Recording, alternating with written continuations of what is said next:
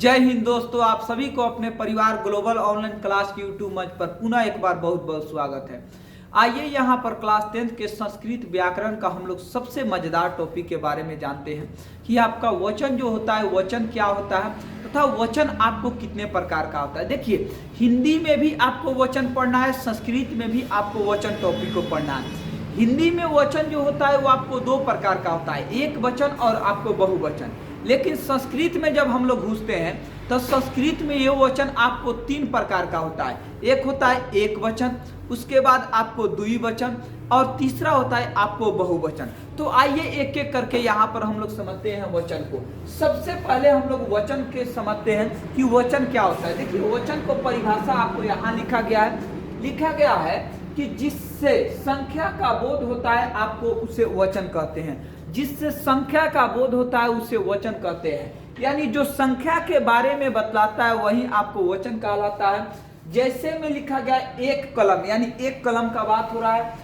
तुम दोनों, यानी कोई दो आदमी का बात हो रहा है। पांच लड़कियां, यानी दो से अधिक के बारे में बात हो रहा है, इत्यादि। इस प्रकार के चीज को हम लोग क्या कहते हैं, वचन कहते हैं।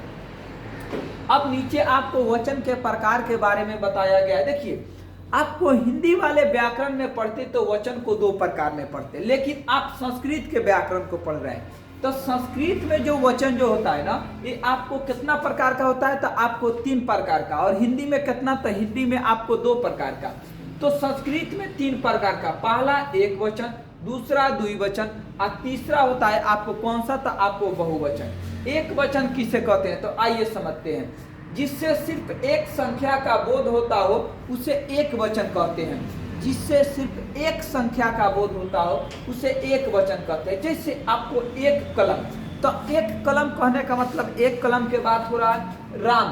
तो राम कहने का मतलब राम को कहिएगा तो पूरे आपको लड़का जाति का तो बोध नहीं हो रहा है, केवल एक आदमी का नाम ले रहा है। किसका, तो राम का। उसके बाद मोहन, ये भी आपको एक का बोध करा रहा है। मदन, ये भी आपको एक का बोध करा रहा है। तो जब एक का बोध कराए उसे आपको एक वचन। अब आते हैं द्विवचन को समझने।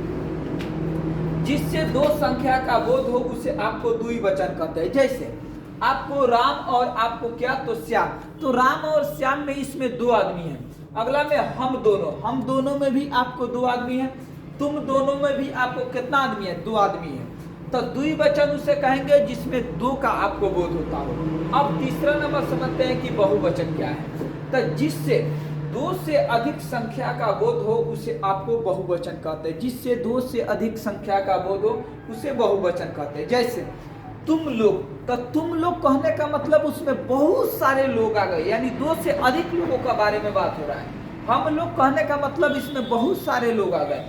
बालिकाएं, जैसे बालक कहने का मतलब लड़का का आपको संस्कृत में बालक कहा जाता है और लड़की को संस्कृत में बालिका कहा जाता है। तो बालिकाएं कहने का मतलब ये है कि आपको एक लड़की के बारे में नहीं हो रहा है बात, बल्कि अनेक लड़की के बारे में बात हो रहा है, तो उसे क्या कहेंगे, उसे आपको बालिकाएं कहेंगे। तो यही है आपको वचन का आपको